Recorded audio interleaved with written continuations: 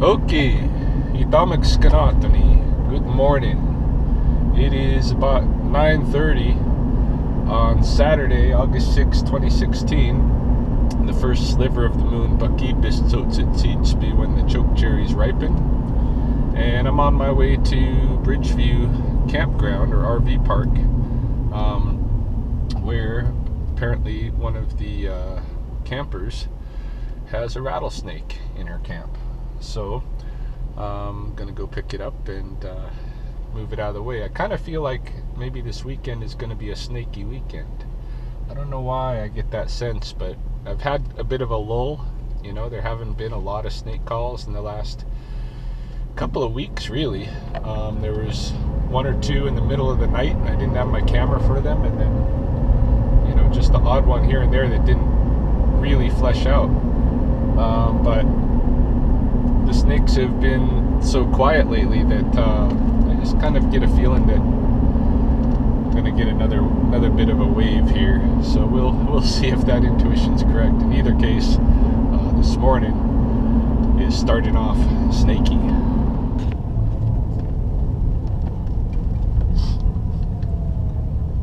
Bridgeview RV Resort. If I find the snake here, this is going to be the second rattler picked up this year from Bridgeview, which is a record year for Bridgeview. Usually I get snakes here, it seems about once every second year, maybe.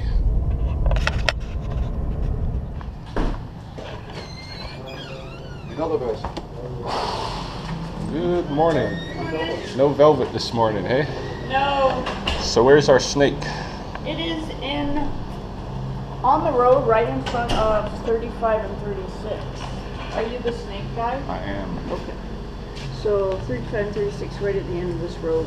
So right down there, I think there's two people standing there looking at it. Okay, good. So they'll be able to point you because they're the ones that...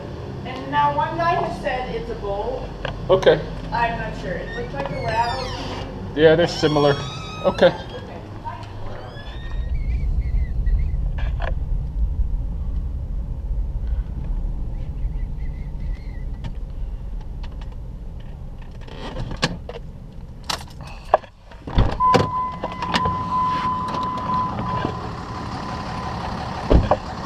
You have a snake?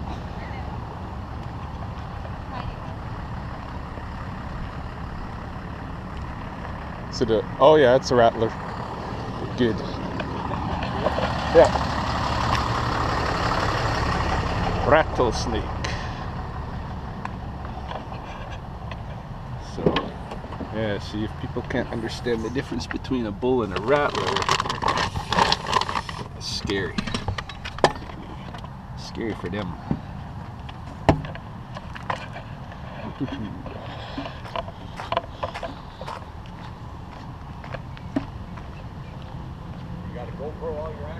Oh yeah, I put it on the Rattlesnakes of Lethbridge Facebook page.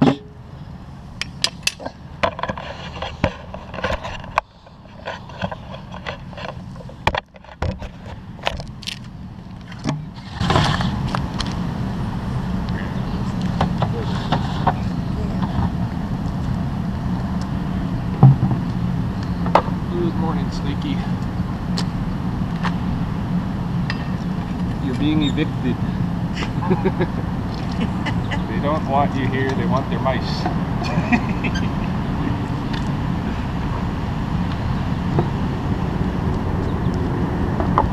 Got a little injury?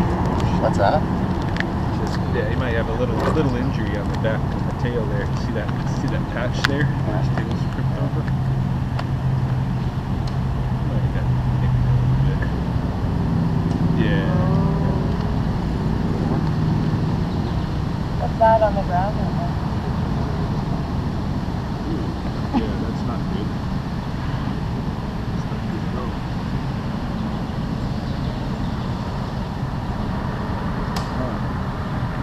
Dead burger. Yeah, okay. Is that rattlesnake shift or?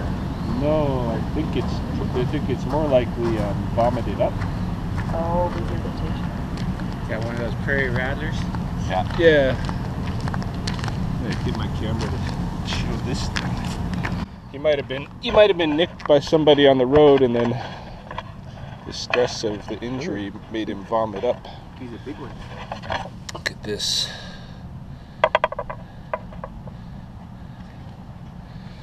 So,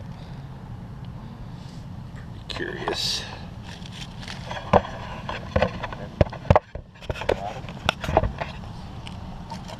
Yeah, this is probably, well, it's a fairly mature snake.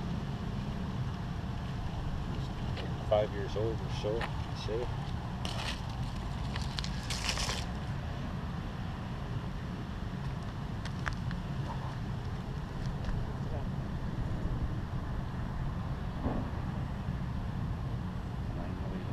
It's got kidneys here, something it just recently ate, eh? Yeah, you see feet there, right? Oh yeah. What do you see? Look at that. This is some kind of A bird. I don't think so. I think it's you know, it's furry. So I'm thinking it's some kind of, yeah, it's definitely rodent.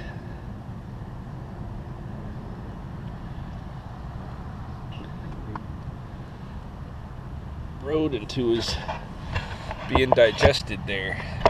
You can see his foot there, one foot there, maybe a tail here, another leg here, there, leg, tail.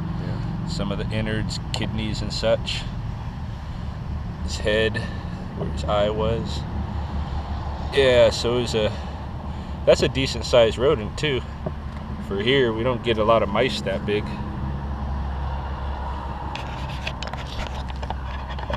Yeah, but that was vomited up. That's not snake poop. Hey, I'm hungry now. I think he needs rest. Tail. Yeah, his tail's not. So we're Normally, their tails don't bend. and just sit there dull like that. Yeah. He would be rattling. Okay, so unfortunately, the situation looks to me as though this male snake was out hunting in the area of the Bridgeview RV park, had successfully found some prey down there, was digesting it, and just crossed the road at the wrong time, crossed one of the roads down there at the wrong time and got bumped a little bit. Now, he doesn't look terribly wounded. You know, a lot of times that these snakes get bumped, their whole sides rip open. Of course, you know, imagine a car going over something this small. Basically, they get squished to death, and if they survive, they don't survive long. This guy, I think, has a chance of surviving a little bit longer, but his tail is in bad shape. So it's really hard to say, you know, whether it's survivable or not for him. These snakes are actually very delicate when it comes right down to it. But yeah, he got hit. Because of the trauma of being hit, he regurgitated all the food that was in his system. That's just a survival instinct, to regurgitate the food so that all your energy can be put toward the injury and the trauma and the resolution of that.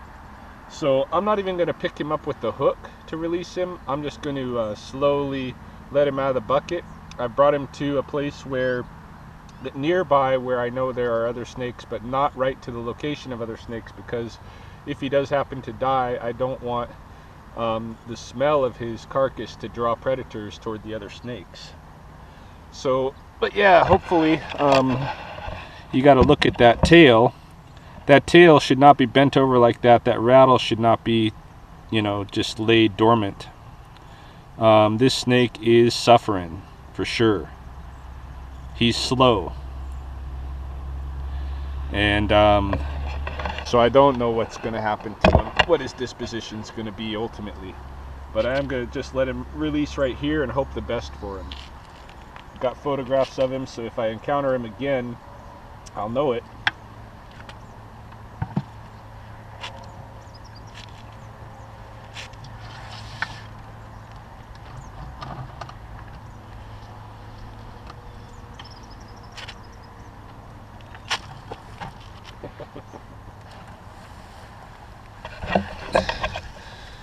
There you go, buddy. All right. The more I stay with him, the more stress you know, he's put under. It's just gonna let him go, be a snake, and hopefully, I'm sure the snakes have their own methods of healing as best they can from something so traumatic. Hopefully, because it's back at his tail region. I mean, there are reproductive organs back there, but he's not, you know, hopefully none of his vital organs, which are further up in the body, have any injury or anything like that. I think he can maybe survive some trauma to the reproductive organs.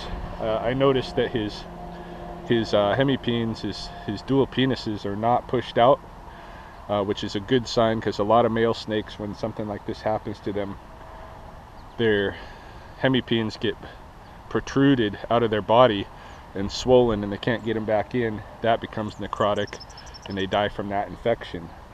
But hopefully in this case, there's nothing going to happen other than maybe he loses some use of the musculature in his tail. I don't know.